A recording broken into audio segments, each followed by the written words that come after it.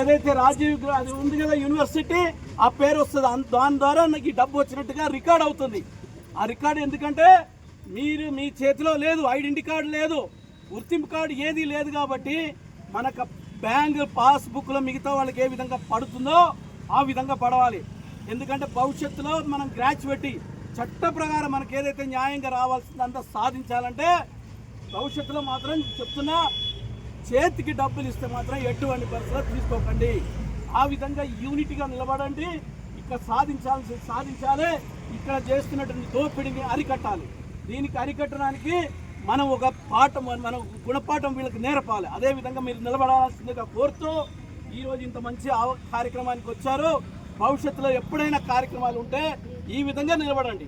ఈ విధంగా నిలబడి చూపిస్తేనే అక్కడ ఉన్న మధుసూదన ఆయనకన్నా పైన ఉన్నాడా వాళ్ళు కొంచెం మర్యాదగా అదే వీళ్ళతో యూనిటీగా నిలబడకపోతే, వీళ్ళకి చెప్పింది వినకపోతే ఈ విధంగా రోడ్డు మీదకి వస్తారు అనేటువంటి భయం కావాలి వాళ్ళు.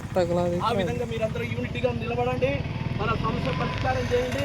ఎప్పటికప్పుడు ఈ ఉద్యమాల్లో మీరు తప్పకుండా పాల్గొనండి.